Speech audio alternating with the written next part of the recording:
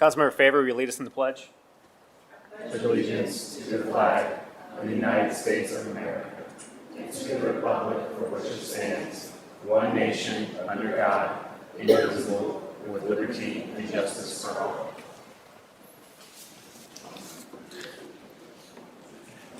Thank you. I want to invite Apostle Prince Basum of the Charisma World International Ministry to lead us in prayer this evening. Welcome back to council, sir. Right, let's pray. Father, we thank you this evening. We bless your name for bringing us together here to think about the city of Columbus. We pray and thank you for the leadership of this committee and this council. We thank you for the governor of the state of Ohio, the mayor of the city of Columbus, and other people that plan together to make this place a better place for us. We commit this meeting into your hands. Come and lead us. We pray for wisdom and understanding. We pray for unity. We want to see Columbus progress and become a place that everyone will live here and be happy and enjoy the place that we have. We thank you in Jesus' name. Amen. Thank you very much. Clerk, will you please call the roll? Bangston, Barosa de Padilla, de Alcauer, Faber, Green, White, President Pro Tem Dorans. Any person who takes any actions to obstruct or interfere with the conduct of tonight's meeting may be charged with disturbing a lawful meeting pursuant to Columbus City Code 2317.12. Any person who enters those areas of city council chambers reserved for city officials or invited guests may be charged with criminal trespass pursuant to Columbus City Code 2311.21. Thank you. Can I get a motion to dispense with the reading of the journal? Clerk, please call the roll. Bangston, Barosa de Padilla, de Alcauer, Faber, Green, White, President Pro Tem Dorans. Passed. Are there any additions or corrections to the journal? Hearing no additions or corrections, the journal is approved. This week's communications received by the city clerk are listed in the agenda and will be published in City Bulletin. Are there any other communications to be read in the record, clerk? Not at this time. Thank you. We will then move to resolutions and announcements. First to Councilmember Bangston. Thank you, President Pro Tem Dorans. So I just have one resolution this evening, and as I give my remarks, I'm going to ask Mr. David Fluellen and all of the guests with dads to be if they would come to the podium at this time. Tonight I have Resolution 0164X-2024 to recognize and celebrate dads-to-be and their commitment to fatherhood. As we approach Father's Day this Sunday, it is a perfect time to recognize and celebrate the vital role of fathers in our community.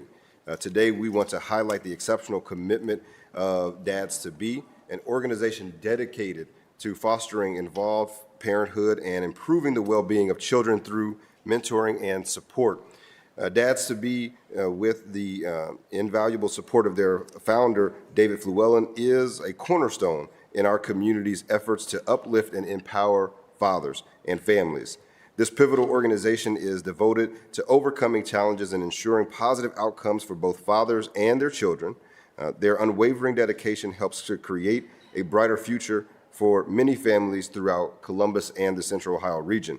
In an exciting development, Dads-to-Be is launching its first annual Family Ties fashion show on June 27th, and I'm sure David will tell us more about. This event is part of the Day One Dads initiative, which addresses the critical issue of infant mortality in Columbus by emphasizing that fatherhood begins at conception. This initiative seeks to educate and support fathers from the very start, fostering strong, nurturing relationships that benefit both children and parents. And as we celebrate Father's Day, let us honor the remarkable efforts of Dads-to-Be and all the fathers who strive to be involved in their children's lives. Their commitment is not only vital to their children's success, but also to the strength and health of our entire community. And so at this time, I would like to turn the floor over to a good friend of mine and someone, again, who's leading in this space of infant mortality and fatherhood, David Fluellen, and also his guests that are here with him today from Dads-to-Be. David, the floor is yours. In the absence of Council President Harding, Councilman Bangston, and the esteemed members, the Columbus City Council, members of the audience, my name is David Fluellen. I'm the founder and CEO of Urban Family Development Center, and I am humbled to stand before you today on behalf of all of our fathers and all of our families to receive this resolution on behalf of our Day One Dad campaign and our Dads to Be program. I'm here on behalf of every father and every Black woman who are at risk of experiencing a life-threatening condition during pregnancy solely because of the color of their skin.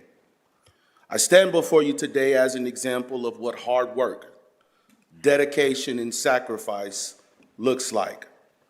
Above all those things, I stand here as an example of what God can do with a broken, damaged, and confused young Black boy from the hood. It's only by the grace and mercy of God that I'm standing before you today. I've lost many friends to gun violence. Some are in prison. Others are still struggling with navigating through the life that they were born into of poverty. Despite being in poverty myself, living in a low-income, drug-infested neighborhood, I was determined to not allow my negative environment to dictate my future. 2014, I founded Urban Family Development Center. Having a passion for restored citizens and personal understanding of barriers that are related to finding a way out, we developed a program that offers skilled trade training to ex-offenders and those that were looking for a career. If I could be honest, I never in a million years thought I'd be working with pregnant women and babies. But I got a call one day from a colleague, and he asked me to develop a program aimed at offering infant mortality reduction assistance to families. In counsel, if I could be honest, the only word I heard was infant, and it was a hard no. That day, I learned the proper terminology of the experience that many of my family, personal colleagues, and friends myself have experienced. Infant mortality, the death of a baby before the time it is born and 1 year of age. In 2015, we developed Dads to Be. Helps men in high-risk communities by offering education and guidance on prenatal care, maternal needs, family structure, and infant health. In addition to supporting men to be strong fathers who are supportive of their partners, we do this work as part of a much larger effort to decrease our city's infant mortality rate and to eliminate Black-white racial disparity in birth outcomes. I want to personally thank City Council. You have continued to support our efforts to decrease the rate of babies that are dying during their first year of life. However, we still have a lot of work to do. Council and esteemed members of the audience, to our partners, Celebrate One, Moms to Be, Mother's Cove, and anyone else that's been fighting this fight alongside of us. I'm here today alongside of some amazing fathers and community leaders. We showed up here today as City Council to put it on record that your days of fighting infant mortality all by yourself are over. We are here to declare our commitment to being engaged, active, and involved in our child's prenatal care. We are determined to do everything that we can to help our children safely make it to their first birthday and beyond. And we demand to be seen, heard, and supported by family, friends, co-parents, and the community. Through our Day One Dad campaign, we are changing the starting line for fatherhood. Fatherhood starts the moment that we are aware that we have a child on the way. The barriers to fatherhood are real, but the opportunities are real too. Once again, Council, we'd like to thank you. In absence of President Harding, Councilman Bankston, we thank you for your support, and we humbly accept this resolution. Thank you. Thank you, David. Before I move for adoption, the other gentleman here, if you want to just give your name so we know who you are, and like to hear about your kiddos, how many kiddos you have and what ages they are. And we can start with you, David, if you Start with me? Yeah. Oh, okay. Well, hello, Council. I'm David Fluellen. I'm a father of 5. Don't I got to name the ages because I'm going to forget. Well, Two grown. I have 2 that are grown. I have a 12-year-old, 6-year-old, and a 1-year-old, or 2-year-old. Wow. So I'm done. Yeah. I'm Dion Brewer. I have 4 children, 2 boys and 2 girls, Justice, Liberty, Aurelis, and Mahes. I'm Brandon Gwynn. I got 5 children, 3 girls, 2 boys. 6 months, 8 months, 9 years, 6 months, 8 years old, 9 years old, 11 years old, and 12 years old.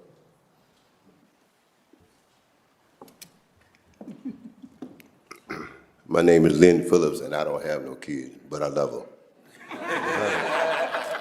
Well, let me say to all of y'all got me beat. I just got 1, so y'all making basketball teams. I don't know what's happening.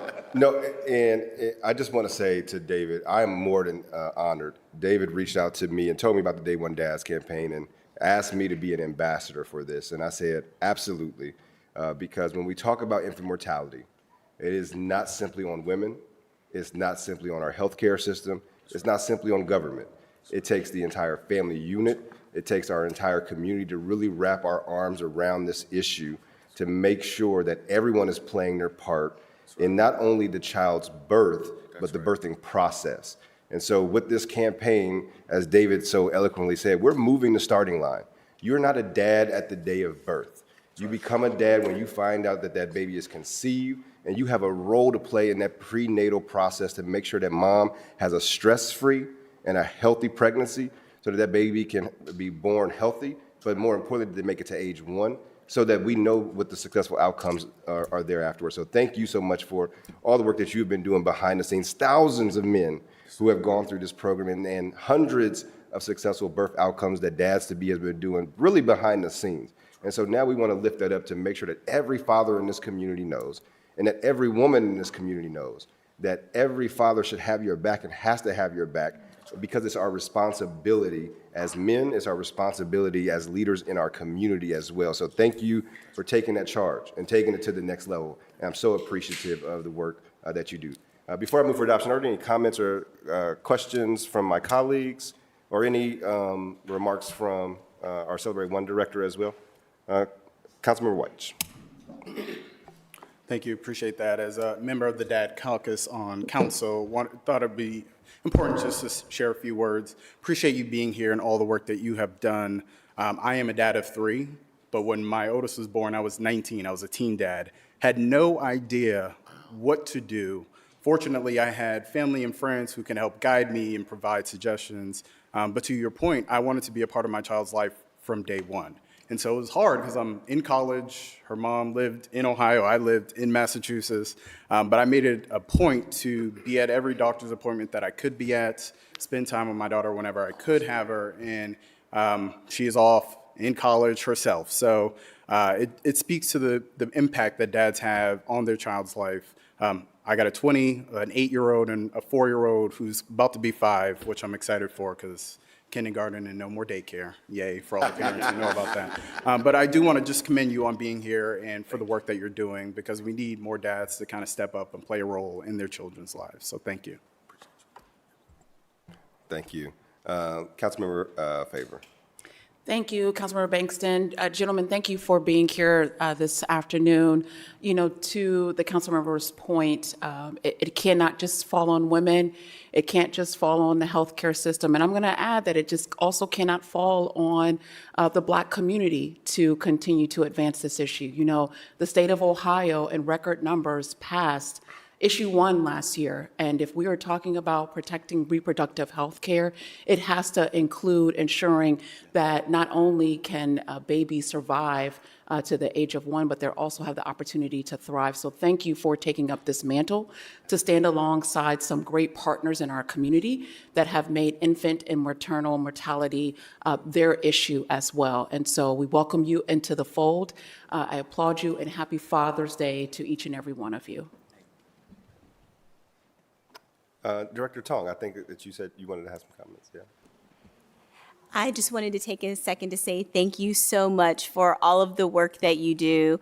It has been a joy to work with you through the time that I've been in this role, and I am looking forward to many years to come of seeing dads-to-be grow and flourish and serve fathers in Central Ohio. It's just fabulous to have you in this work, so thank you so much. Thank you for your support. Absolutely.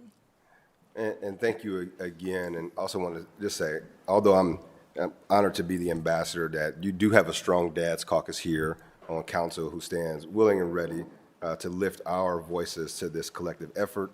I want to also shout out President Pro Tem Dorrance, because I said proud with him last year when we funded to put baby changing stations in men's restrooms. Wow. So not just simply about the infant mortality piece and getting folks to their first birthday, but dads have to be involved every step of the way in making sure that simple things like being able to change our child in the restroom makes a difference too. So thank you, President Pro Tem Dorrance, and to all of the Dad Caucus as well.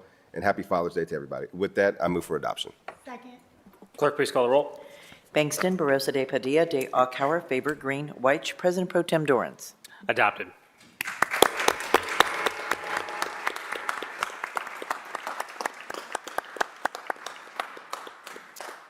Thank you, Council President Pro Tem Dorrance. That's all I have this evening. Thank you, Councilmember. Councilmember Barosa de Padilla. Thank you, President Pro Tem Dorrance. Dorrance, I just gave you a new version of your name. We haven't heard that one yet. I also want to just say happy Father's Day, not just to all the dads out there, but the uncles, the grandfathers, the community members that step in for dads, and all the way that folks dads. Here is a shout out to all of you. So I have 2 resolutions today. The first, I would like to introduce Resolution 0165X 2024 to recognize Caribbean Heritage Month during the month of June. And I will ask my friends from the Haitian Community Network to come on down as I read my remarks. So nationally, we recognize Caribbean Heritage Month as a time to celebrate the achievements and dreams of the millions of people of Caribbean heritage that have made the United States their home, while honoring the shared history, joy, and perseverance that has united and enriched our communities across the country for centuries. There is no one single Caribbean American identity. We, as a proud Caribeña, are not a monolith. Rather, we are a myriad of cultures, languages, and faiths flourishing both in the U.S. and the Caribbean islands and nations. The islands of the Caribbean are bound by common values and a shared history, overcoming the yoke of colonialism, confronting slavery, and charting new opportunities across borders and generations. During this month, we not only celebrate the people and the cultures of the Caribbean and the many contributions that they have made to American society, but we also must reflect on the current state and future of our people and our islands. And so I'm so honored to have my good friends from the community, the Haitian Community Network here, the team, to accept this resolution. So the floor is yours, my friend Mark. Thank you, Council Member, honorable members of the City Council. My name is Mark Fikir, and I'm the founder and president of the Ohio Haitian Community Network here in Ohio. I stand before you today deeply honored and humbled to accept this letter of resolution. This recognition is a testament to the hard work, dedication, and commitment of those who have supported and worked in the community. The needs are great, and the resources are needed to continue to help our community thrive. This resolution signifies our collective efforts and achievements in education, health, civics engagement, youth development, to name a few. It serves as a reminder of the positive impact we can make when we work together with a shared value, vision, and purpose. I'm incredibly grateful for the trust and support that you have shown. Our work in those different areas has always been driven by a commitment to making a positive impact in our community. This resolution not only acknowledges our challenges, but also inspires us to continue striving for excellence and progress. Thank you for this profound honor. Let us continue to work together to build a better, brighter future for our community and for the city of Columbus. Thank you very much. Thank you. And I always say this, that whenever we celebrate these identities, it is a 30-day proposition. For us, it is a 365 proposition. It is an everyday, 24/7 that we are celebrating who we are, but this is an opportunity to invite other people into the party. But I think that as we celebrate accomplishments, it's also important for us to be reflective about where we are as a country and as a people. And increasingly, as we see both political strife, we see the vulnerability of the 700 islands that make up the Caribbean. When there's weather events and we have crumbling infrastructure that does not support these increased weather events, when we see poverty and other challenges that are driving more folks here, it is important that we keep the American dream alive, the prosperity that people are looking for, the safety that people are looking for. And I think, most recently, especially for our local Haitian community, we saw what happened in Colonial Village, and that your organization has stepped up to support the Haitian community, to ensure that they are safe, to ensure that they have a sense of security during a time when this is a challenging time for them to think about what is next. And it's hard when we can't support all of where they are in terms of their path to citizenship and their path to become citizens here. But we can certainly, as they've chosen to make Columbus their home, we can do everything that we can as a city to ensure that they do have that safety and that prosperity while they're on this journey. And so I just want to commend your organization for all the work that you have done. This is a completely volunteer-led organization. And so I'm so proud to give you this resolution because this is the spirit of the Caribbean people. You are the spirit of the perseverance and the joy and the richness of our culture. And I am so happy to give this resolution to you today. Are there any comments from my colleagues? Seeing none, I move for adoption. Clerk, please call the roll. Bangston, Barosa de Padilla, de Alcauer, Favor, Green, White, President Pro Tem Dorrance. Adopted. Thank you.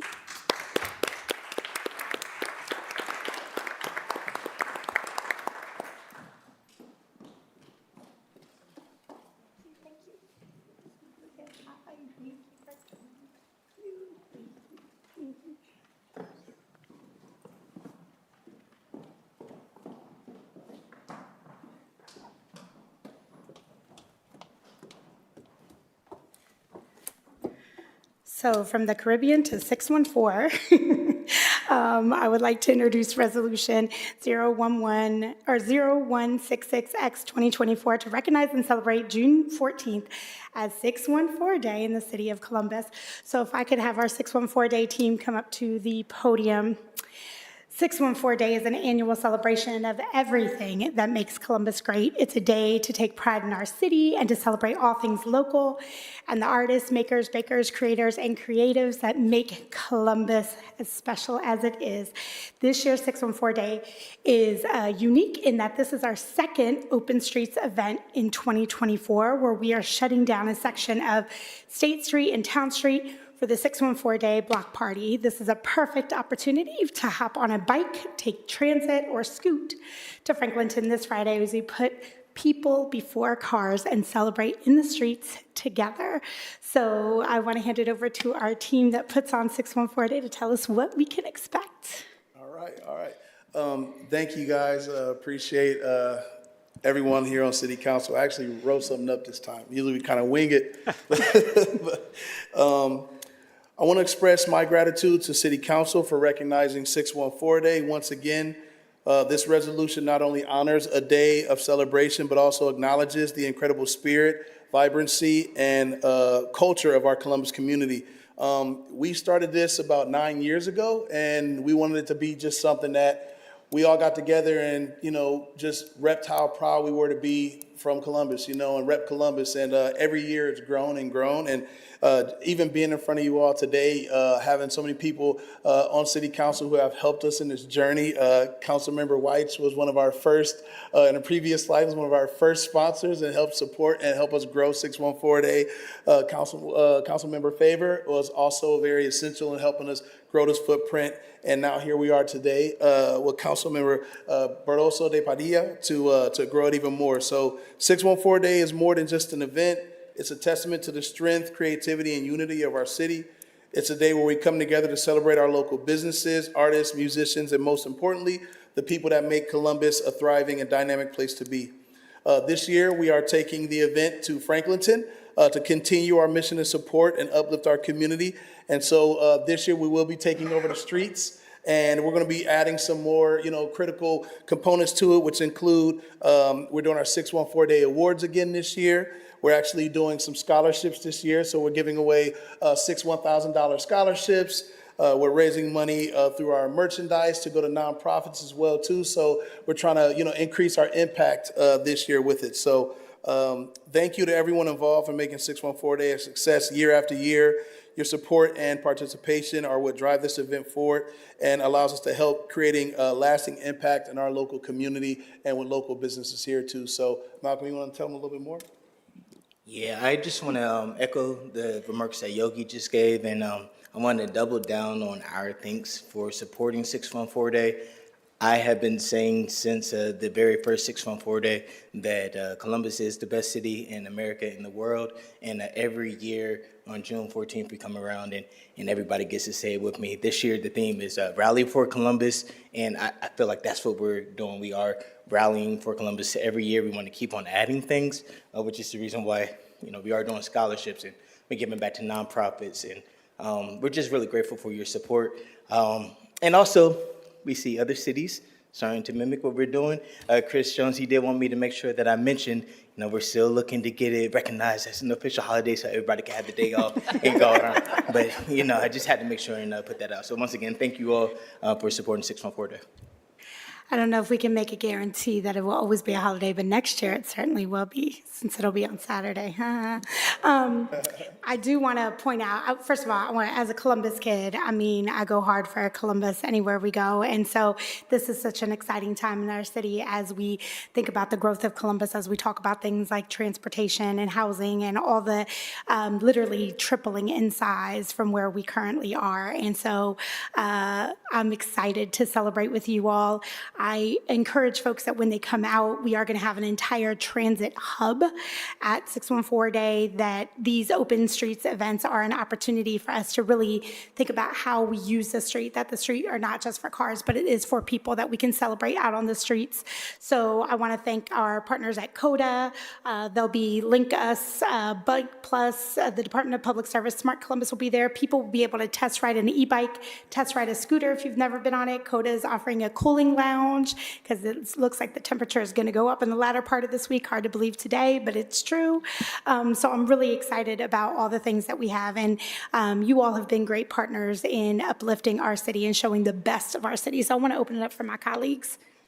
No, thank you, Councilmember Barroso de Padilla, for leading the effort this year. You know how I feel about 614-Day. I tell folks all the time, this is the real Columbus Day. If you walk down in City Hall, there is a plaque that you pass on your way to council chambers. That was a phrase that was coined by one of the mayors of the city that said, the soul of a city is the spirit of its people. Mm-hmm. And 614-Day is the true, genuine reflection of who we are as Columbus. It is not about a namesake. It is not about a person. It is about the collective people who make up this community. So thank you all for having the foresight to bring us together to celebrate that. Now, all of my new residents who don't have a 614 area code, you may not understand what 614 means. But for the rest of us who have a 614 area code, I'm side-eyeing some of my people on the other side of over there. But no, I just wanted to say thank you. It is an amazing day, but also want to uplift this because I know we talk about this often. 614 Day is also a day to celebrate our local businesses. That's correct. And so make sure on that day, come out to the block party and celebrate, but also make it a point to go to a local business and shop local that day and celebrate Columbus in that way as well. So thank you all for your all leadership, and thank you, council member, as well. Absolutely. And then for more information, tell us the time again. Yeah, so it's going to be a party in the streets, like you said. We also have Columbus Crew is going to be there. We're going to be doing a live watch party, but the event is in Franklinton. We're closing down Town Street, and we're going to be it's going to be a big block party between Gravity Park and Land Grant, and also Franklinton Fridays all happen at the same time. It starts at 4 p.m. and goes until 10 p.m. It's perfect.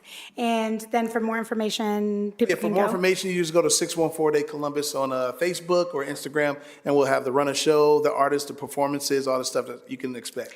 And I want to highlight what Councilmember Bankston said. The best way that you can support, we really want to make this a holiday, is go support local, go to your local restaurant, go to your local business owner, buy local, live local, celebrate local on 614 Day. So with that, I move for adoption.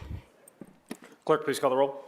Bangston, Barosa de Padilla, de Alcala, Favor, Green, White, President Pro Tem Dorans. Adopted. Thank you.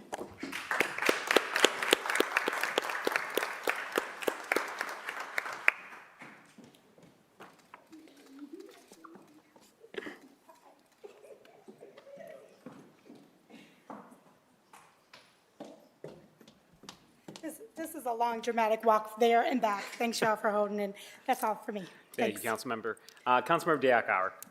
Thank you, President Pro Tem Dorans. I have one announcement to make today. The Neighborhoods, Recreation, and Parks Committee has been expanded to include veteran services.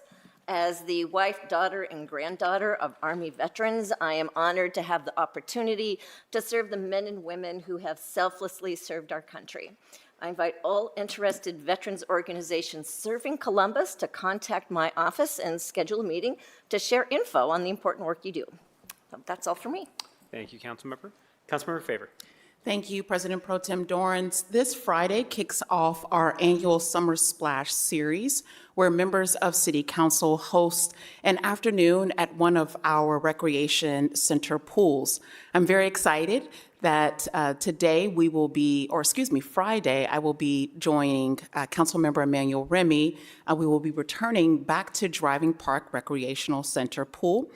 We will be providing popsicles, ice cream, good music, and all of the great vibes in preparation for 614 Day, where you can go to after the fact. So for more information, please check out our social media, where you can get the address for Driving Park Recreation Center, which is 1100 Rhodes Avenue, and we hope to see you there.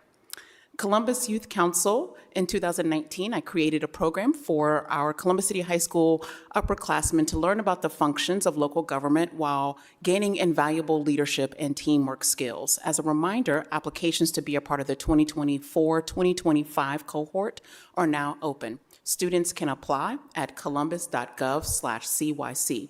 The application deadline is Friday, July 12th, and recommendation letters are due by Friday, July 19th. I encourage you all to share this program with any rising junior or senior. Last December, more than 840 residents at Colonial Village were told by property management that they will be required to vacate the premises by December 31st. To prevent those residents from becoming unhoused, the city stepped up to ensure these families had places to stay while they worked to get rehoused. The original plan for the city was to provide temporary housing through March, but the program has been extended 3 times. Tonight, we have 2 pieces of legislation on consent amounting to $156 million for legal aid and Community Shelter Board to continue to support the residents of Colonial Village. Once the final pieces of legislation passes later this month, the city will have spent $6 million on the former residents' temporary housing expenses. I am very proud of the work of the city, and in particular, the Department of Development has done for the residents of Colonial Village in this unprecedented situation. Director Stevens is here with us tonight representing the Department of Development. Director, can you provide us with an update on Colonial Village? Good evening, President Pro Tem Dorans, Chair Favor, members of council. As Chair Favors shared, since November, the City of Columbus has offered a temporary housing option for the households that were vacated from Colonial Village. During that time, we've been able to find new housing units for 211 families, and our community partners have provided access to public benefits, medical treatment, enrollment in school, assisted with work permit and asylum filings, as well as other legal services. And CMHA has issued 121 emergency housing vouchers. As Councilmember Favors shared, the original commitment from the city was to provide temporary housing options through the winter months. From November, when the original inspections were completed, through the end of March. Since March, the city has provided 3 extensions, representing a commitment of $6 million in funding in order to allow families additional time to access services, work with partners, and identify housing options. While the city has exceeded its initial commitment, we cannot maintain this level of support indefinitely. Moving forward, the Community Shelter Board will be actively accountable for and committed to households who thus far have been unable to find safe housing. It is of critical importance that these families continue to engage in services and are given every opportunity to access housing before the assistance ends on June 28th. I'm happy to answer any questions you might have. Thank you, Director Stevens, for that update. Do my colleagues have any questions or comments for Director Stevens at this time? If not, once again, I just want to say thank you for the work that you all have done. It has been in collaboration with other partners across the community, but without a shadow of a doubt, this department has been a leader and has provided a level of stability for an unstable situation. So thank you very much.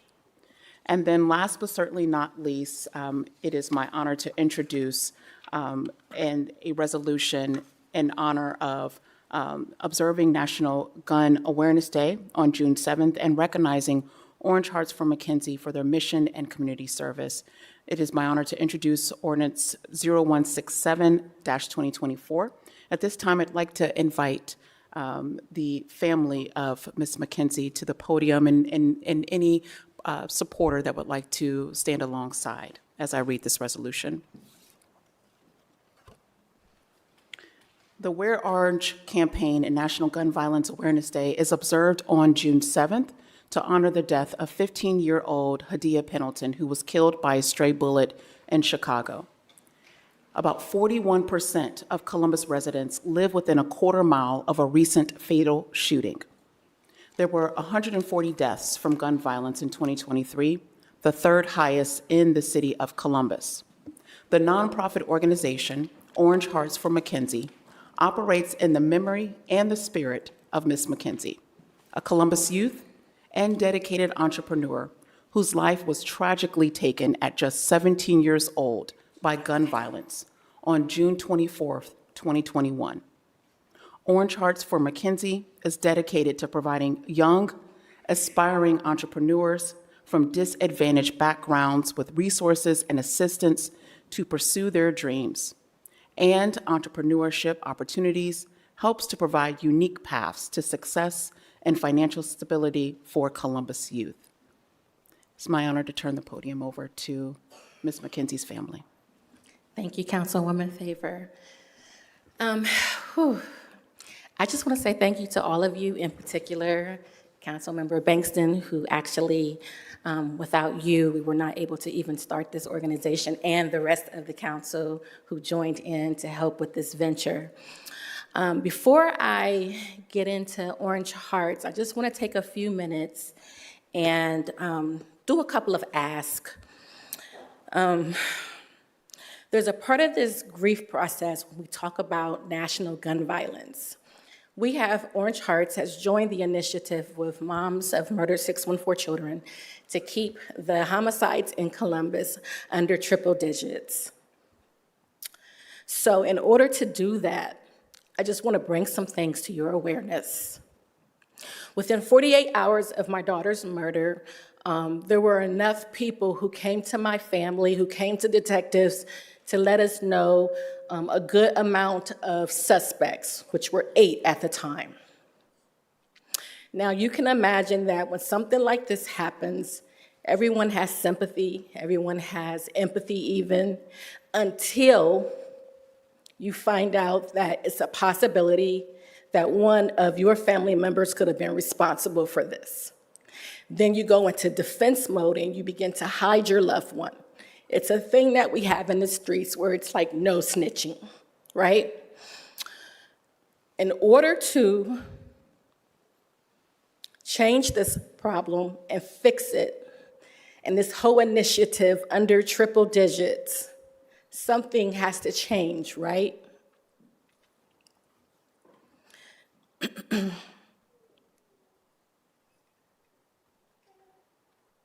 sorry. So my ask today is that as a community, we can stop this. We can stop this part where it's, I won't say anything, even if it's a family member. I'm going to be defensive and hide my loved one. Because until we change this, it's going to keep happening. As a mom, Black Columbus is small. So as a mom, I have to walk the streets with these people every single day. A lot of these surnames, I knew these families of these people who were accused of murdering my child. And that is a knife that turns into my wound every single day. Then there's this other side of it from law enforcement. I was told things very early on that back in 21, we had a COVID year, and that because there were 8 suspects, Mackenzie's case wasn't considered a slam dunk, and that there was a backlog. And as a mom who has been through this trauma, to hear something like that from law enforcement, the people who I've put my hope in, my faith in, my trust in, to get this done and resolved for my child, it is a hard thing to hear that because my child was murdered in Franklin County, that her murder may not be resolved because of a backlog. I was especially grateful for you, Councilwoman Favors, to hear you speak when you were running for prosecutor, to say that something needs to be done about that backlog. And to hear something that was out of the box and unconventional finally from someone. Maybe we need to put a special set of judges to get the backlog filled. That filled my heart because finally someone was ready to do something. And so my ask to law enforcement and the people of this city is come together and do the work and figure it out. My child deserves justice. My Black child who was innocent, who did nothing wrong, deserves justice, even in Franklin County. And so that is my ask of you today. Now, for Orange Hearts. Orange Hearts to date has graduated 30 students who also got a scholarship of $1,000 or more to start their businesses. I get up every day and I do this work because it is my part and it is what I'm supposed to do, even in my brokenness. And so I know that if I can do this as broken as I am, and I'm gonna love on this city who I feel like sometimes doesn't love me back, then I know everyone can do this because it takes all of us. There are at least 30 students who are out here right now between the age of 15 and 23 who are operating businesses in this city. And for that, I am grateful. Today, I have one student here to talk. Her name is India Jackson. India Jackson is a recipient, a graduate of last year's Orange Hearts for Mackenzie, and graduated, received a scholarship, and she's recently opened up her first food truck. And I just wanted India to take the time and just speak about her business and what Orange Hearts has done for her. Hello, everyone. My name is India Jackson, and I am the proud owner and CEO of Tastes by Indie Catering. It's with immense joy that I share my journey with you, a journey that has been greatly enriched by the Orange Hearts community. Last year, I was fortunate enough to be a part of this incredible community. It wasn't just about learning fundamental business skills. It was about the connections and friendships that formed along the way. Ms. Seneca, in particular, has been an incredible mentor and supporter. Her guidance and warmth have truly made a difference in my life. Thanks to the scholarship I received through the program, I've been able to invest in my business, and this year, I'm thrilled to announce the launch of my very own food truck right here in Columbus, Ohio. So I want to extend my deepest gratitude to Ms. Seneca and everyone who supported me on this journey. Your belief in me has fueled my passion and determination at a very young age. And to all of you here today, I invite you to come and experience Taste by Indie Catering at our new food truck. Thank you for listening, and I hope to see you soon. Where are you located? I'm located at 297 Georgesville Road. Thank you. This resolution means a lot. We're really grateful. We want to continue to do the work and serve more youth in this city. And it just takes us all. Thank you. Well, thank you, Ms. Seneca. Thank you to the board that serves Orange Hearts. Thank you to the family members for being present. You know, we say June 7th is the day in which we recognize gun violence, but it cannot just fall on one day, and it certainly cannot just be a month. That this has to be a top priority for every person in our community. And I have said it over and over and over again. The most heartbreaking thing is that we have the opportunity to continue to support and engage family members after they have to grapple with one of the most inconceivable losses, the murder of a child. And the mothers carry the torch every single time. And you all have not allowed your pain to just set still, that you have used it to drive your purpose, to not just save lives, but to provide an opportunity for others to realize their dreams and to thrive, just the way we know that our beautiful queen was on her way to do. And so I thank you from the bottom of my heart for not allowing your pain to be the end,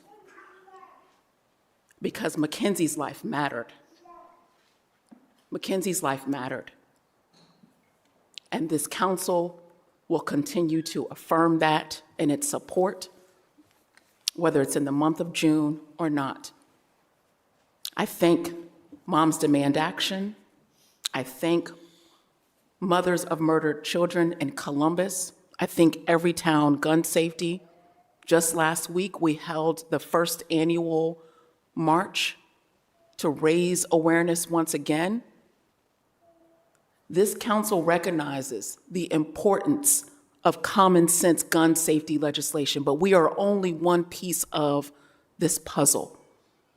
That every step of the way, we face opposition and preemption just down the street. But I applaud every single person who has dedicated their lives to making sure we reach this goal. One death is too many, but we're going to do everything that we can to make sure we do have under triple-digit numbers this year. And that's not going to happen without partnership and without people who are absolutely committed to ensuring that not another mother, not another family has to grapple with this same type of loss. Thank you to each and every one of you for the work that you are doing. Do my colleagues have any remarks at this time? Councilmember Bankston. When we talk about gun violence, is always something that, as you all know, is personal to me. I'm a survivor of gun violence. And same type of similar story. Friends that I had to walk the same halls of high school with knew who was the person who shot me. But I want to take a different direction here, and I want us to smile and celebrate Mackenzie. So what folks know and many folks don't know, she was an entrepreneur herself. Mm-hmm. She's about to start her own business. Yes. And Orange Hearts for Mackenzie, when you came to me, you told me what you wanted to do. I said, absolutely. But now think about this. Not only is Mackenzie a business owner, she is an equity partner in 30 people's businesses, okay? So right. She just started some stuff. So I just want to say to you, thank you for keeping her legacy alive. Yes. And she is shining down on all of us. And that food truck is going to be successful because her spirit is imparted in it. And those other 29 businesses are going to be successful because her spirit is imparted in it as well. And so thank you for continuing to lift her up. We will continue to try to support you in any way that we can. But even though this is a hard day, it's also a day of celebration. And so you are proud mama, and she is smiling down and thankful that you have continued to let her legacy live. So thank you so much for sharing her with us and allowing her to continue to still live in this community. Thank you. And congratulations to Miss India for your new endeavor. We cannot wait. No, I'm sorry. What's the cuisine? Soul food. Come on now, soul food. Soul food And it's food truck. good. That feels like a council field trip. Councilmember Favor, also, Please. if you could also, Seneca, share with us where folks can, because you do a beautiful tribute to all the young women, all the entrepreneurs who are part of the program. So folks want to learn more so that they can actually go out and on 614 day even, they could go out and, there's everything from hair care to soaps to food trucks. I mean, it is the gamut. So where can folks go to learn more so that we can support these businesses? You can go to the website, orangeheartsformckenzie.org. We are on Instagram, Orange Hearts for McKenzie. We are on Facebook, Orange Hearts for McKenzie. And you can find out all the details about our young entrepreneurs who have graduated from the program and who are working and operating their businesses right here in this city. Thank you so much. And thank you to the Office of Violence Prevention for hosting our annual illumination ceremony this past weekend, where we had another presentation and we lit City Hall orange. As you all can see, you hopefully will be able to see in a few hours, it still should be orange, as well as the other lights around our community are shining bright in recognition of Gun Violence Awareness Month. Once again, thank you all for being here this afternoon. With that, I move for adoption. Clerk, please call the roll. Bangston, Barosa de Padilla, de Alcauer, Favor Green, White, President Pro Tem Dorans. Adopted.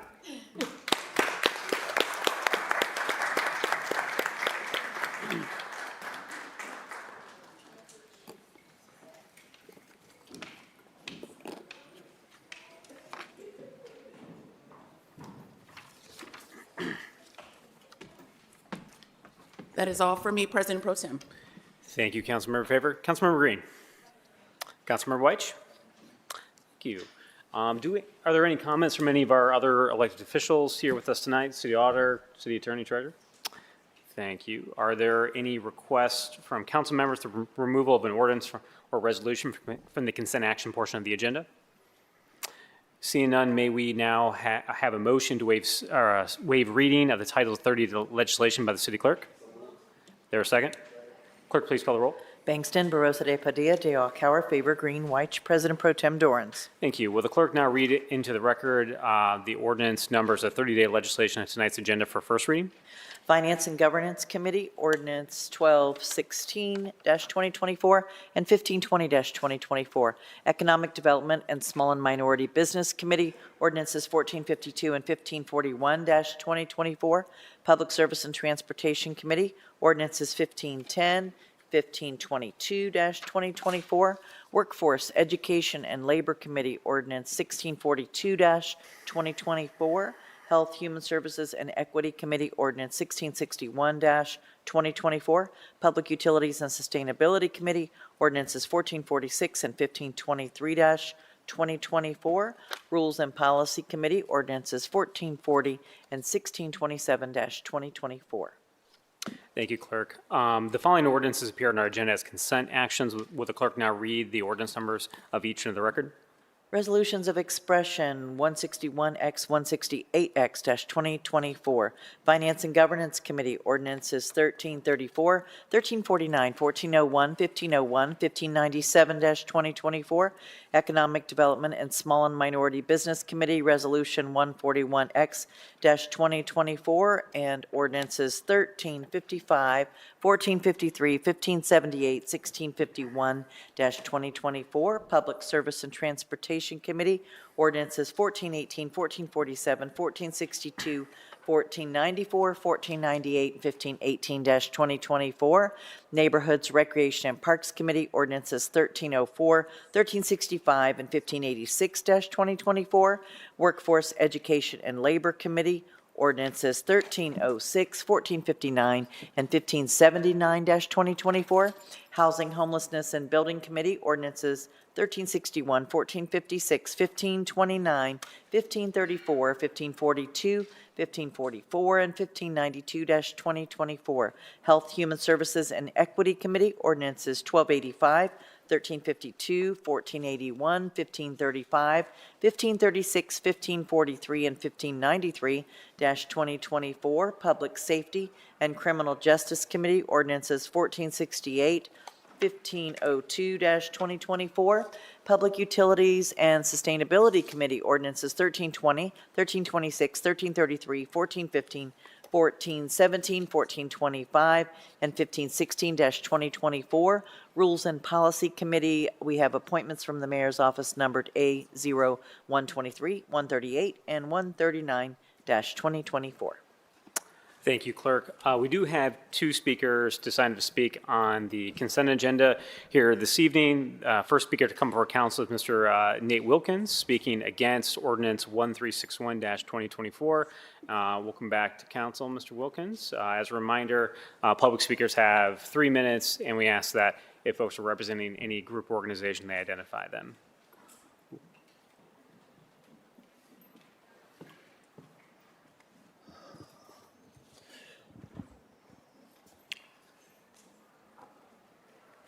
1612 Arlington Avenue, Mr. Los Angeles Wilkins, a resident more than 15 years.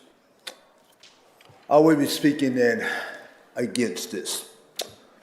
I really just don't speak in something like this, against something like this, but I had to. I'm speaking in against of CA 25, ordinance numbers 1361, 2024. I mean, I against this for several reasons. I went and bought my house in 2007, Arlington Avenue, 1612 Arlington Avenue. I chose that community of the older stock of the neighborhood. 1621 Genesee Avenue was built in 1923. Habitat then took it over. I chose this neighborhood because of Myrtle Avenue and Genesee Avenue and Arlington Avenue.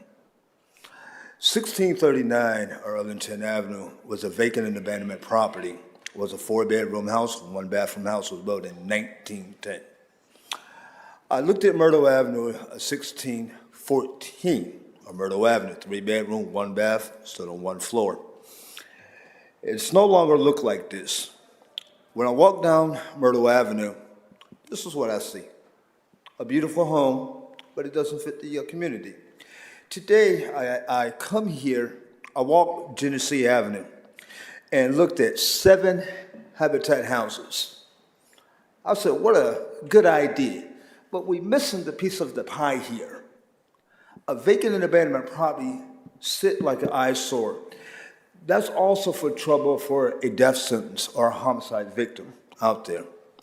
I looked at 1415 Genesee Avenue, and oh my God, I walked down Genesee Avenue today and looked at the address of 1513 of Genesee Avenue. This is the home that we don't have no more, a wraparound front porch and everything. And today it sits a built house of a Habitat Humanity. I looked at 1501 at Genesee Avenue, a Habitat house. Something's got to be criteria of these vacant and abandonment homes to put affordable rent to be rehabbed again. Why are we taking these houses and demoing where they can have a second life or a third life or turnaround? And this is what I don't see.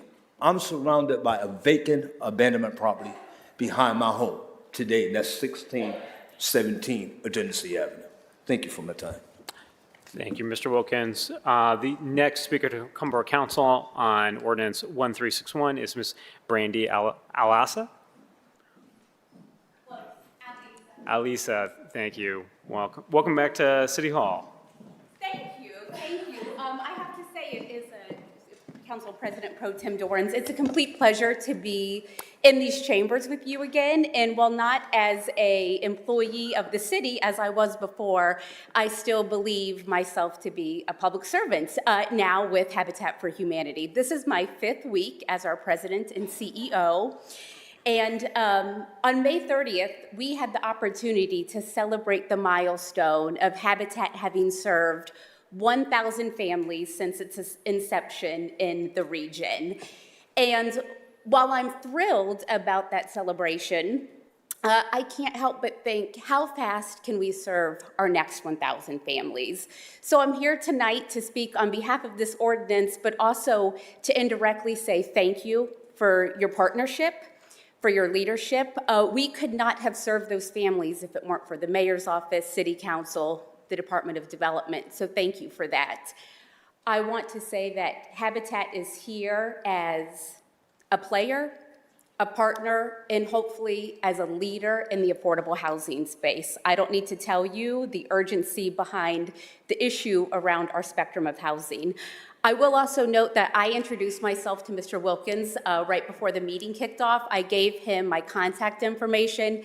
Happy to sit down with, do a walk and talk to understand the concerns he's seen in the Linden neighborhood and how Habitat can be a good partner in the community. I have reached out to most of your offices to see if you've got time to sit down over coffee in your offices, do a walk and talk, so that I can understand your perspective on Habitat and the role we could possibly be playing in the region as we work to address affordable housing. So thank you for your partnership in the past, today, and in the future, and I look forward to working with all of you. Thank you, Brandy. Any comments or questions from any of my colleagues? Well, I think I speak for most of my colleagues when, we had some challenges, I think, with the prior leadership at Habitat in the past. And one of the reasons I'm so excited for you to enter this role is your history working at the city and working in partnership with so many spaces that are, to your point, so incredibly important right now, given the subject matter of the housing crisis that exists before us in Columbus. So just very excited to have you in this role and very excited for the opportunity for the city and Habitat to work much closer together moving forward. Me too. Thank you very much, and thank you for your time this evening. Thank you. May I have a motion for approval of the items designated as consent actions? Clerk, please call the roll by voice. Mr. Bankston? Yes. Ms. Barosa de Padilla? Yes. Ms. De Alcauer? Yes. Ms. Faber? Yes. Ms. Green? Yes. Mr. Weich? Yes. President Pro Tem Dorans? Yes, passed. Before we move into second reading of third-day legislation, I missed my announcements at the beginning of the meeting. So did want to note that today is the final day of the public comment period for the Zone In initiative. The Zone In initiative to modernize our zoning code for the first time comprehensively in 70 years. Over the past 60 days, we've had over 1,700 people have went through our zoning gallery here downtown. We've had thousands of comments that have been submitted through the online portal. While that comment period is closing today, the next steps in this process will be for council to hold a third public hearing here in council chambers on June 27th to review that public feedback that has been submitted to date. After that, we are likely planning a fourth public hearing on this right here back in council chambers to review potential amendments that would be proposed to that legislation. So folks still have an opportunity to comment on what has been proposed to date. Again, the 27th will be our next public hearing with one scheduled additionally thereafter to review any comments or amendments to that proposal for Zone In. I also wanted to say welcome to Ariel Garrett, today is her first day on my staff as a new legislative analyst at council. So welcome aboard, Ariel. Hope you're enjoying your first day. And with that, we will turn to the second reading of 30-day and postpone emergency legislation. And the first committee to come before council is the Finance and Governance Committee. That committee is chaired by Councilmember Bankston. Councilmember Bankston, floor is yours. Thank you, President Pro Tem. First tonight in Finance and Governance Committee for second reading, we have ordinance 1156-2024 to authorize the city auditor to modify and extend the agreement with FAST LP for 1 year to maintain and support our Gen Tax revenue management system for the Division of Income Tax and to add additional messaging services, to authorize the expenditure of $2,662,000 from the general fund, and to declare an emergency. GenTax is a widely implemented solution for modern tax processing and revenue programs that the city's Division of Income Tax currently utilizes. The initial contract term covered 3 years and contained the option to renew annually after the initial term of 3 years expired. A pricing schedule for 7 years through June 17, 2028 was included as part of the RFP and contract.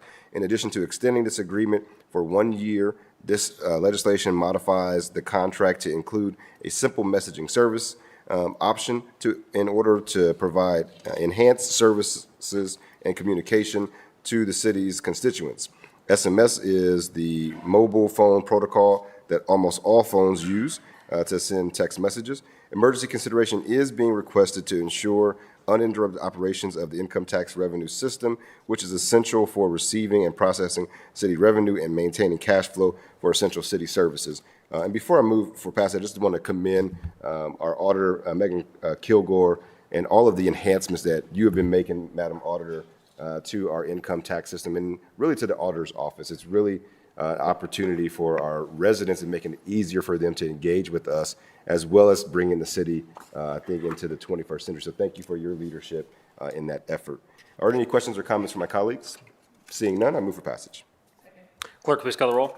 Bangston, Barosa de Padilla, de Alcala, Faber, Green, White, President Pro Tem Dorans. Passed.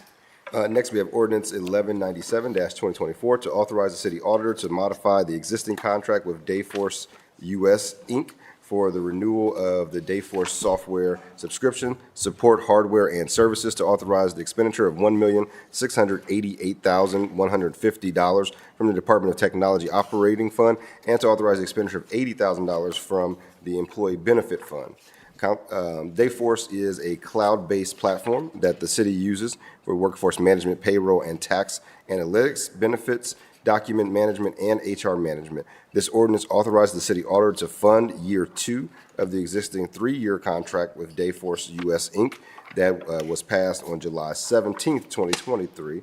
The second year of the contract includes licensing, hosting, maintenance, support, and professional services for the Dayforce system, as well as extended support and consultation services from a technical account manager. Are there any questions or comments from my colleagues? Seeing none, I move for passage. Second. Clerk, please call the roll. Bangston, Barosa de Padilla, de Alcala, Faber, Green, White, President Pro Tem Dorans. Ordinance passed. Next, we have ordinance 1443-2024 to authorize the Director of the Department of Technology to enter into a grant agreement with Franklin County Educational Services Center of Central Ohio to authorize the transfer of $15,705,443 within the general fund from the Finance Department's general fund citywide account to the Department of Technology, to authorize the subsequent appropriation of $15,750,443 to the Department of Technology, to authorize the expenditure of $15,750,443 to repeal and replace ordinance 3089-2023 and to declare an emergency. Some of my colleagues may recall December 4th of 2023 that council, we passed an ordinance that appropriated $15 million in American Rescue Plan Act funds to support the program goals of the Franklin County Digital Action Agenda and to take an actionable step to make meaningful progress towards ensuring people have access to affordable broadband and access to devices.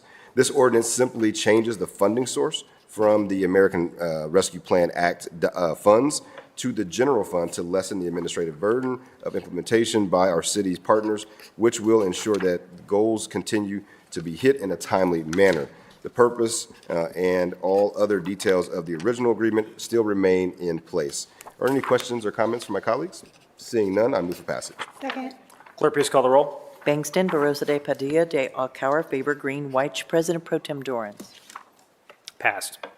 Thank you. Next, we have ordinance 1606-2024 to authorize the Director of Department of Technology to enter into a grant agreement with Rise Together Innovation Center, doing business as Rise Together Innovation Institute, and an Ohio nonprofit corporation to help fund the Rise Together Blueprint for reducing poverty in Franklin County, to authorize the transfer of $5 million within the general fund from the Finance Department's general fund citywide account to the Department of Technology, to authorize the subsequent appropriation of $5 million to the Department of Technology, to authorize the expenditure of $5 million and to declare an emergency. As mentioned in the title, this ordinance authorizes a $5 million grant agreement to Rise Together Innovation Center to help implement the blueprint for reducing poverty in Franklin County's strategic plan. With us, we do have Jordan Davis, who is with us from Smart Columbus. I'm going to have her come at this time. The Rise Together Innovation Center was established to assist in compiling the recent countywide poverty assessment and strategic plan. As part of this effort, the Community Information Exchange was created. The CIE is a key player in the continued development and implementation of the blueprint, with Columbus holding one of 15 seats on the CIE's executive committee. These funds will be released over 3 years, with $1.5 million being provided to the center during the first year. Ms. Davis is here with us. She's Executive Director of Smart Columbus. And tell us a little bit more about the Community Information Exchange and this piece of legislation. Thank you, Floor is yours. Councilmember Bankston. Council President Pro Tem Dorrance, thank you, and the council members, thanks for having me. As Councilmember Bankston said, my name is Jordan Davis. I'm the Executive Director of Smart Columbus. We're honored to be our implementation partner with Rise Together Innovation Institute on the implementation of the Community Information Exchange, which for the purpose of this, I'm going to call CIE. The CIE was a vision of our nonprofit community and their leaders who had a vision of better coordinating care to serve residents more holistically. As we've been working on this for over 4 years, the Community Information Exchange really is a community-wide change project enabled by technology. It aims to change the operating model for how the community coordinates and delivers human services. The CIE offers solutions to save time for residents, lower costs for the community, modernize the delivery of services, and empower caseworkers to do the care work that residents want and need versus administrative tasks. To date, the CIE has finalized consensus-driven objectives and key results with over 40 nonprofit partners, established governing and an engagement structure, which includes a governing board, a product development council, and technical advisory groups. We've formed resident and caseworker experience councils so that this solution is co-designed with the end users, and end user interviews have been conducted at a deep level with both residents who have lived experience navigating the system and caseworkers. We have 3 foundational pilots underway showing really promising results with a backlog of pilots ready to advance with this additional funding. The initial public investments in the CIE will ultimately establish core operations for the initiative, define and test the product requirements, purchase the core technology stack, and release the first iteration of the interface to the community by 2027. I'm happy to take any additional questions. Thank you, Ms. Davis. Are there any questions from my colleagues or comments? Thank you for all your work on this. I know, as someone who works in the human service sector, that this is really a game changer. It's going to be something that will really help coordinate that care, but also for some of our smaller nonprofits that don't even have database systems and are really bootstrapping themselves, this will be something that I think will help them as well and help the system as a whole be more efficient and more effective for our residents. So thank you for taking the lead on that and look forward to the outcomes of it once it's all done. Thank you for your testimony. With that, I move for passage. Clerk, please call the roll. Bangston, Barosa de Padilla, de Alcala, Favor, Green, White, President Pro Tem Dorrance. Passed.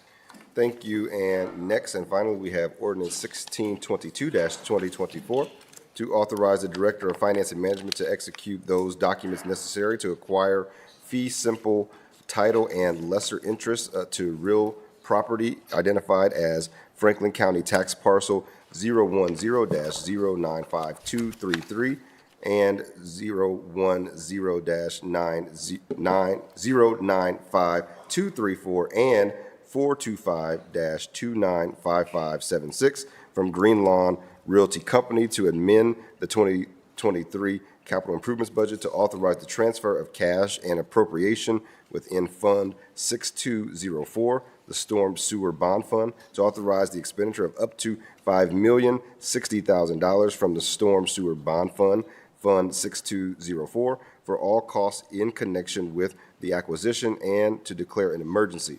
This ordinance authorizes the acquisition of 10.4 acres of property to be used by the Department of Public Utilities and the Department of Recreation and Parks. This property consists of 3 parcels located along Green Lawn and Harmon Avenues adjacent to McCoy Park. Of the 10.4 acres being acquired, 8.25 acres is being purchased and 2.15 acres is being donated.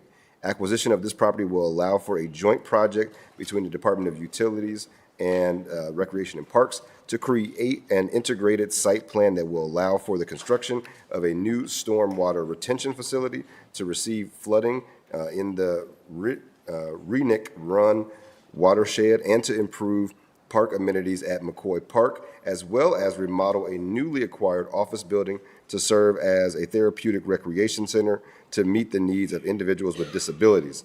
Funding for this property acquisition is being provided by the Department of Public Utilities Storm Sewer Bond Fund. Are there any questions or comments from my colleagues? Seeing none, I move for passage. Clerk, please call the roll. Bangston, Barosa de Padilla, de Alcauer, favor Green, White, President Pro Tem Dorans. Passed. Thank you, Councilor President Pro Tem. That's all I have in my committees this evening. Thank you, Councilmember. Next committee to come before council is the Neighborhoods and Recreation Parks Committee, chaired by Councilmember Deacauer. Councilmember, floor is yours. Thank you, President Pro Tem Dorans. There's only one item on my committee this evening. We have Ordinance 1373-2024 to authorize the Director of Recreation Parks to modify an existing contract with DLZ for the Kilbourne Run Sports Park Improvements Project and to authorize the expenditure of $1,700,000 from the Recreation and Parks Voted Bond Fund and request to amend to emergency. The modifications include construction administration and services for a roundabout design, necessary changes to the preliminary park design, and a wetland mitigation bank fee. The roundabout design was unforeseen during the time of the first contract modification because the Department of Public Service later provided direction on moving forward with a roundabout instead of a traffic signal. The design fees for these improvements were determined using existing rates in the already established contract. The wetlands mitigation bank fee is required because a small, low-quality Category 1 wetland will need to be filled in order to accommodate design changes that protect and enhance a large or high-quality wetland. Rec and Park and the consultant team identified within the project planning and preliminary design phase that a Category 2 wetland was in the area that had been designed for the maintenance facility for the complex. A Category 2 wetland, or a good condition wetland, supports moderate habitat with dominantly native species and has the potential, if protected and left undisturbed, for reestablishing to a higher function, meaning the vegetation diversity could improve the overall habitat for wildlife if the wetland is protected and enhanced. Rec and Park worked with the consultant team to rethink the preliminary design to move the maintenance facility to avoid any impacts to the Category 2 wetland. They also worked to not only protect the Category 2 wetland by removing any design or construction impacts, but to also go a step farther and remove any adjacent invasives around the area, planting more native wetland plants, and to increase the hydrology opportunity and overall enhance the value of the wetland. Our Rec and Park Department values the biodiversity of the ecosystems within our park system and recognizes the value of preserving these ecosystems to protect critical habitat, including the natural aquatic ecosystems, which protect food sources and support the filtering of pollutants from contaminated water. These contract modifications are necessary for preserving the Category 2 wetland, completion of the design of the project, and for adequate technical support during the construction phase. We are requesting to amend to an emergency in order to maintain continuity of the project and prevent construction delays. Are there any questions or comments from my colleagues? Seeing none, I move to amend to an emergency. Clerk, please call the roll. Bangston, Barosa de Padilla, de Alcauer, favor Green, White, President Pro Tem Dorans. And I move for passage as amended. Clerk, please call the roll. Bangston, Barosa de Padilla, de Alcauer, favor Green, White, President Pro Tem Dorans. Passed as amended. Thank you, President Pro Tem. That's all I have in my committee this evening. Thank you, Councilmember. The next committee to come before council is the Housing, Homelessness, and Building Committee, chaired by Councilmember Favor. Councilmember Favor, the floor is yours. Thank you, President Pro Tem Dorns. Tonight in Housing Homeless Building, we have Ordinance 1533-2024 to authorize the Director of Department of Development to forgive the principal and accrued interest on a unit-by-unit basis for the Greater Linden Homes Limited Partnership on a home loan due to the City of Columbus totaling approximately $1,135,489 as homes are sold to existing tenants or low-income home buyers, to reduce the interest rate on the current balance of the loan to zero. In the late 1990s, Homeport collaborated with the City of Columbus and the Ohio Housing Financing Agency to participate in the LIHTC lease purchase program. This program, like many other rent-to-own programs, was designed to meet the immediate needs of affordable rental homes and eliminating vacancy and blight throughout the city while also advancing the opportunity for renters to become homeowners. Using resources from the Low-Income Housing Tax Credit Program, along with city and state investments, single-family homes were built and rehabbed in legacy neighborhoods across the city, including Linden, Franklinton, and Westgate. The partnership between Homeport, the city, and the Ohio Housing Financing Agency was designed to reduce barriers to home ownership while providing over 15 years of affordable rental homes in the community. As the owner, Homeport provides services including evaluation of purchase, readiness, homebuyer preparation, and connection to down payment and closing cost resources. As a home loan was made to the Greater Linden Homes Project on July 27, 2000 for $383,000, the loan was made at 6.5 interest, and the current balance of the loan exceeds $1,135,489. There were 39 units in this project within the Ohio Housing Financing Agency's low-income housing tax credit lease purchase program. The single-family homes are located in South Linden, Milo Grogren, North Central neighborhoods. Of the 39 total units, 8 units have already been sold to either tenants or low-income home buyers. The property has completed its 20-year home affordability period and would like to sell the remaining 31 units to those existing tenants or low-income home buyers that qualify to complete this lease to purchase project. Upon the sale of each of the 31 units, Greater Linden Homes Limited Partnership would like the City of Columbus Department of Development to forgive the home debt for this loan. The Department of Development has put together a policy that allows debt forgiveness in those instances in which the home affordability period has been completed and only when each unit has been sold to either the tenant that has lived in the home or to low-income persons making 80% of the area median income and below. A portion of the debt will be forgiven on a unit-by-unit basis. The project owner has also requested that the interest rate for the loan be decreased to zero moving forward. The interest rate was set at the time the loan was made to comply with IRS regulations that required using the applicable federal rate in effect at the time of the loan. Are there any questions or comments by my colleagues? Seeing none, I'd move for passage. Clerk, please call the roll. Bangston, Barosa de Padilla, de Alcauer, Favor, Green, White, President Pro Tem Dorans. Passed. Thank you, that's all I have. Thank you. Next may come for council is the Health, Human Services, and Equity Committee, chaired by Councilmember Green. Councilmember Green, the floor is yours. Thanks, President Pro Tem. In Health, Human Services, and Equity Committee tonight, we have two ordinances on second reading. The first one is Ordinance 1486-2024 to authorize and direct the Board of Health to enter into a service contract with Pharesia, Inc. for custom API services to waive the competitive bidding requirements of the Columbus City Code and to authorize the expenditure of $59,040 from the Health Department Grants Fund for said contract. The contract period is August 1st, 2024 to July 31st, 2026.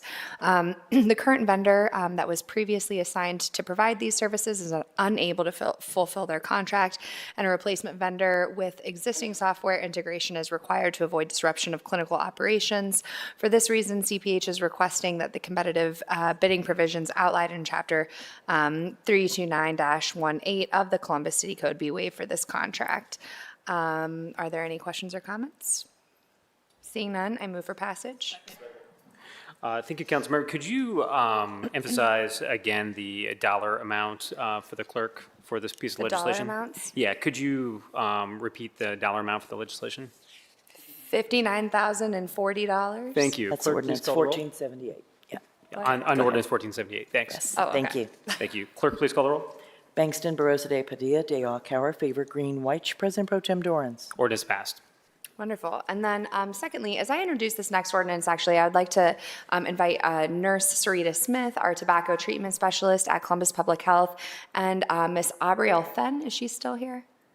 Oh, there you are, yeah, to come on up to the podium as I am reading and introducing this ordinance. It's ordinance 1557-2024 to authorize and direct the Board of Health to accept a grant from the Ohio Department of Health for the Moms Quit for Two grant program in the amount of $156,325 to authorize the appropriation of $156,325 from the unappropriated balance of the Health Department's grant fund and to declare an emergency.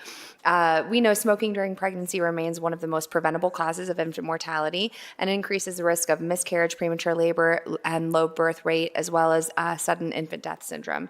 Since its inception in 2014, the Baby and Me tobacco-free program here at Columbus Public Health has become the largest perinatal smoking cessation program in Ohio, having served over 1,000 families with smoking cessation counseling, case management services, and access to other supports like diapers and lactation counseling.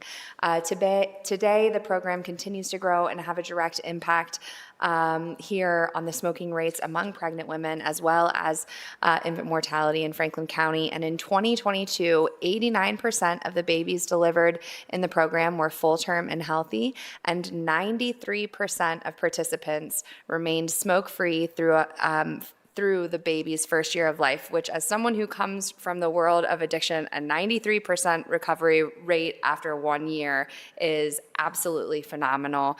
And so we just want to give Ms. Smith the opportunity just to talk a little bit about the program. And also, Ms. Thun, I understand that you are also a participant in the program with your healthy little baby right there. And so wanted to welcome you to share a few words about this incredible initiative. Thank you, Chair Green, and the members of the council for the opportunity to talk about the Baby and Me tobacco-free program at the Columbus Public Health. Smoking during pregnancy and secondhand smoke exposure may lead to low birth rate, preterm delivery, and SIDS.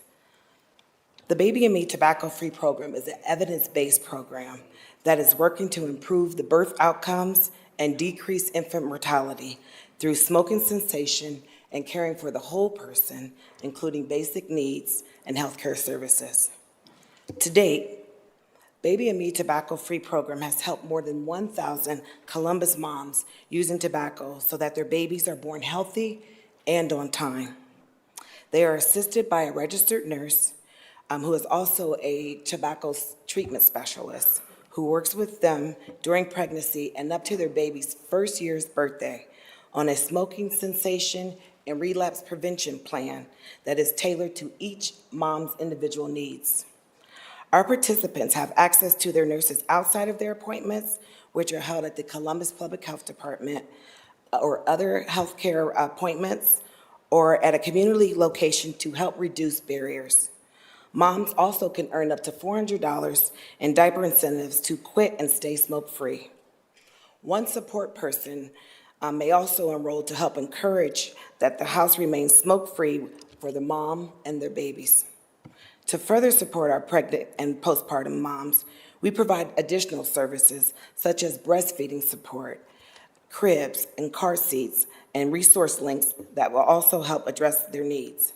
These efforts further support our community's goal to reduce infant mortality.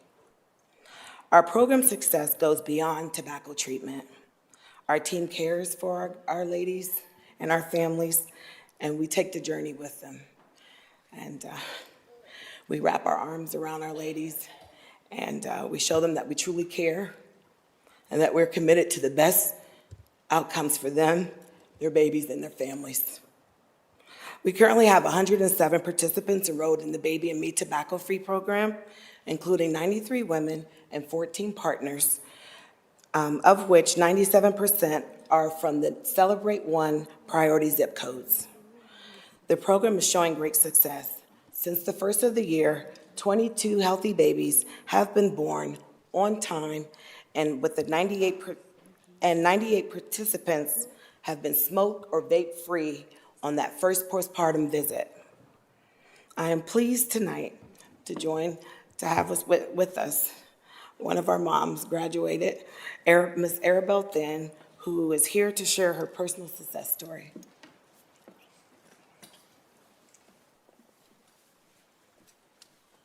Hello, everyone. My name is Arabelle Then, and it's an honor to be here. I wanted to say thank you so much for having me here today. And I want to give God the glory because without Jesus, I wouldn't be able to do anything. And with God, everything is possible. I don't know how people do it without Him. I have 3 precious children, Jabrienne, Jabriel, and Ethaniel. And I was begging God one day to please take away some terrible addiction that has been taking over me since I was 15 years old. And I stand before you sober today because during that prayer, I begged him to take it away. And he actually gave me the group of wonderful women from Baby and Me Tobacco to be able to give me the motivation and the push that I needed that can get me out of that terrible, and I call it a disease. I'm sober. I don't know how people can think that just quitting smoking weed and cigarettes. I'm happy to say it's a year and 4 months that I don't want to ever look back, to feel stuck, to feel like I don't have a way out.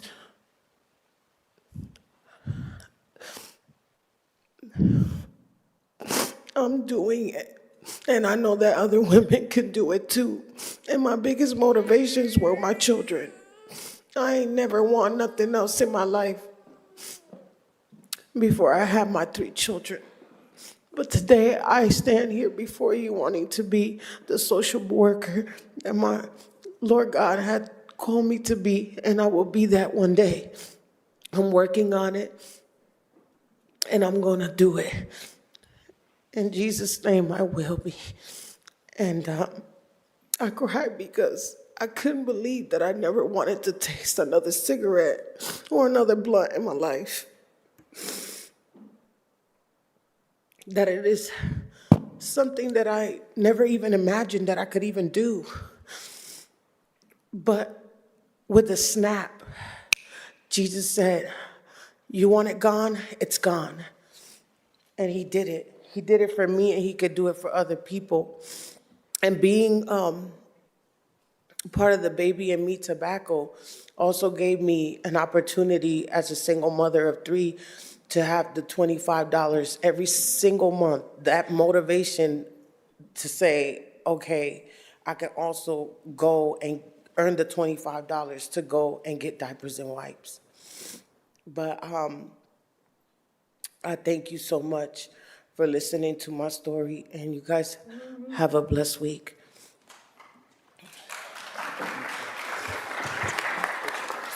Thank you so much, Ms. Then, for sharing your story. And I just want to take a moment to congratulate you on your sobriety. And I know how hard it can be. And a year and 4 months, you said? Let's give you another round of applause for that. That's amazing. It's amazing. It's a real testament to you and your resiliency and your love for your children, and also a real testament for this program and the way I think, especially when we're talking about nicotine addiction, it is one of the most addictive substances on the planet, and it's also the one that stares you at the face every time you pull up to the stoplight or have to get out and pump your gas at the gas station. It's right there and accessible, and so to be able to have a support network to be able to work through those challenges and it's absolutely incredible. So we want to thank you both for what you're doing and congratulate you as well. Thank you. Did anyone else have anything they want to say? Nope. Okay. Well, so this ordinance is submitted as an emergency tonight in order to meet the deliverables of the grant and avoid forfeiture of any remaining funds. Is that correct? Okay. And to, of course, avoid disruption of any critical smoking cessation programs for our current participants. And so without any further ado, if there are no questions or comments from my colleagues, then I will move for passage. Second. Clerk, please call the roll. Bangston, Barosa de Padilla, de Alcauer, Favor, Green, White. President Pro Tem Dorans. Passed. Thank you. Thank you so much, guys. You can be seated. And thank you again for being here tonight. And then finally, Clerk, if I might ask if we could please go back to first reading, to waive second reading on page 4 of the agenda for ordinance 1661-2024. And then at this point, I'd like to pass it over to Councilmember Barosa de Padilla to read and speak about this ordinance. Thank you, Councilmember Green. This is for ordinance 1661-2024 to authorize the city clerk to enter into a grant agreement with the Native American Indian Center of Central Ohio in support of the Investing in Indianness to ensure our future project, and to authorize an appropriation and expenditure with the Neighborhood Initiatives Subfund. The Native American Indian Center of Central Ohio is devoted to preserving and restoring balance in the lives of Native Americans through traditional, cultural, educational, family, community, and wellness-driven values and initiatives. This project will distinctly focus on enhancing cultural preservation, restoration, and community development. Through participation, Native Americans will develop a deeper connection to their Native American identity, individual, family, and community levels, attain cultural knowledge, develop important life skills, and grow more balance in life, mind, body, and spirit. I also want to thank my colleagues, Council Members De Alcauer, Favor, and White for their support in helping to make this ordinance possible. The Native American Center is a very special place. They also have a food truck that folks can also go and support, that goes towards all of the efforts that are part of this ordinance as well, to ensure that we keep Native culture alive in Central Ohio for all communities. Do my colleagues have any questions or comments? Seeing none, I move to waive second reading. Clerk, please call the roll. Bangston, Barosa de Padilla, de Alcauer, Favor, Green, White. President Pro Tem Dorans. Waived. And now I move for passage. Clerk, please call the roll. Bangston, Barosa de Padilla, de Alcauer, Favor, Green, White. President Pro Tem Dorans. Passed. Thank you, and I give the floor back to Councilmember Green. Thank you, Councilmember, and thank you, President Pro Tem Dorans. That is all I have in my committees tonight. Thank you, Councilmember. We will, is there a motion to recess for zoning? So moved. Clerk, please call the roll. Bangston, Barosa de Padilla, de Alcauer, Favor, Green, White. President Pro Tem Dorans. We are recessed for zoning. We will, 5 minutes.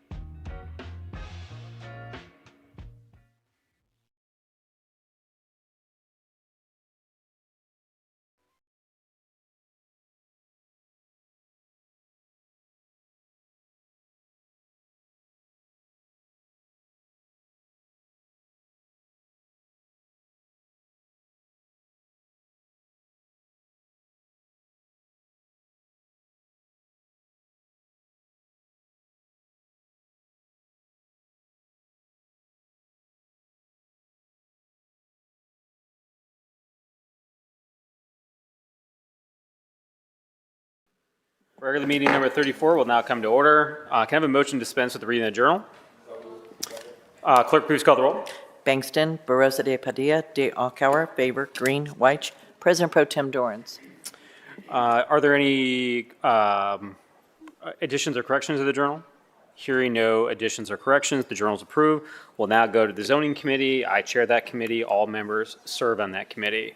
As we do normally, allow me to briefly explain our rules, speaking on council variances and rezonings.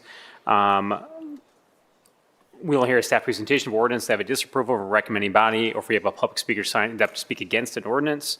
Only those people who own property within 125 feet of the address that's subject of a variance request are legally able to speak and make public comments on a council variance pursuant to the city attorney's legal advice. All speakers on council variance, including city staff, area commission, applicants, members of the public, will be sworn in before they give testimony. Representatives of the area commission applicants are always able to speak on an ordinance and do not need to fill out a public speaker slip. But they should contact city staff in order to let us know if they are planning on speaking. We do not have any public speakers signed up to speak on any ordinances tonight, and all 4 ordinances have approvals from recommending bodies. On the advice of the city attorney's office, I will now swear in city staff. Please stand and raise your right hand and be sworn in. Do you swear or affirm the testimony you're about to give shall be the truth, nothing but the truth, as you shall answer pains and penalty of perjury? If so, please say I do. I do. Thank you. Please let the record reflect that Tim Dietrich from the Department of Building and Zoning Services has been sworn in. All right. First, we have ordinance 1507-2024 to rezone 7745 Walton Parkway, being 10.17 plus acres located in the south side of the Walton Parkway, 1,250 plus feet east of New Albany Road, from CPD Commercial Plan Development District to LAR2 Limited Apartment Residential District. Site consists of 1 undeveloped parcel, and the rezoning will allow for a multi-unit resident development with a maximum of 353 units. Staff notes the proposed use and site design are generally appropriate as they are consistent with the development pattern within the area. A concurrent council variance is also being considered later in our agenda related to this project. Proposal is approved from city staff, development commission. While there's no area commission for this part of the city, the Rocky Fork Black Lake Accord is also supportive. Do my colleagues have any questions or comments? Seeing none, I move for passage. Clerk, please call the roll. Bangston, Barosa de Padilla, de Alcauer, Favor, Green, White. President Pro Tem Dorans. Passed. Next, we have ordinance 1567-2024 to rezone 454 East 2nd Avenue, being 0.26 plus acres located on the north side of East 2nd Avenue, 150 plus feet west of North Grand Avenue, from R4 Residential District to LM Limited Manufacturing District. Site consists of 3 parcels, 1 undeveloped and 2 developed with single-unit dwellings, and the requested rezoning will allow the site to be developed with an access driveway for an adjacent manufacturing use on the north side of the site. Staff notes the proposal is consistent with manufacturing zoning in the surrounding area and is not considered to be incompatible with the neighboring properties. Proposal has approvals from City Staff, Development Commission, and the Milo Grogan Area Commission. Do my colleagues have any questions or comments? Seeing none, I move for passage. Clerk, please call the roll. Bangston, Barosa de Padilla, de Alcauer, Favor, Green, White. President Pro Tem Dorans. Passed. Moving in the council variances portion of our agenda, we have ordinance 1563-2024 to grant variance provisions of section 3333.02 AR12, ARLD, and AR1 apartment residential district uses, 3333.09 area requirements, 3333.11 ARLD area district requirements, 3333.16 fronting, 3333.23 minimum side yard permitted, and 333.24 rear yards of Columbia City Codes for property located at 1226 Forsyth Avenue, to allow 2 single-unit dwellings on 1 lot with reduced development standards in the ARLD apartment residential district. The site consists of a single-unit dwelling, and the requested council variance will allow an additional dwelling above a detached garage, better known as the carriage house. A council variance is required because the current zoning district does not permit 2 single-unit dwellings on 1 lot. The proposal has support from city staff and the Victorian Village Commission. Do my colleagues have questions or comments? Seeing none, I first move to accept the staff report into evidence as an exhibit. Clerk, please call the roll. Bangston, Barosa de Padilla, de Alcauer, Favor, Green, White. President Pro Tem Dorans. Accepted. Next, I move to adopt the findings of staff as the findings of council. Clerk, please call the roll. Bangston, Barosa de Padilla, de Alcauer, Favor, Green, White. President Pro Tem Dorans. Adopted. And finally, I move for passage. Clerk, please call the roll. Bangston, Barosa de Padilla, de Alcauer, Favor, Green, White. President Pro Tem Dorans. Passed. Next, we have ordinance 1571-2024 to grant a variance provisions of section 3312.2 1A, landscaping and screening, 3312.49, required parking, and 333.25, perimeter yard of the Columbus City Codes for property located at 7745 Walton Parkway to allow reduced development standards for an apartment complex in the LAR2 Limited Apartment Residential District. The rezoning variance for this variance request was considered early in our agenda that allowed for the development of 353 apartments. This council variance allows reduced landscaping, reduced required parking, reduced perimeter yard, and allows for a centralized open space within the development and the location of parking on the perimeter, reflecting the development pattern on the adjacent commercial developments. The proposal has support from city staff and the Rocky Black Lake Accords. Do my colleagues have any questions or comments? Seeing none, I'm first moved to accept the entire staff report needing to be evidenced as an exhibit. Clerk, please call the roll. Bangston, Barosa de Padilla, de Alcauer, Favor, Green, White, President Pro Tem Dorans. Accepted. Next, I move to adopt the findings of staff as the findings of council. Clerk, please call the roll. Bangston, Barosa de Padilla, de Alcauer, Favor, Green, White, President Pro Tem Dorans. Adopted. And finally, move for passage. Clerk, please call the roll. Bangston, Barosa de Padilla, de Alcauer, Favor, Green, White, President Pro Tem Dorans. Passed. That is all we have on tonight's zoning agenda. So can I get a motion to adjourn? Clerk, please call the roll. Bangston, Barosa de Padilla, de Alcauer, Favor, Green, White, President Pro Tem Dorans. Adjourned. We'll take 5 minutes and go back to the regular meeting. Thanks.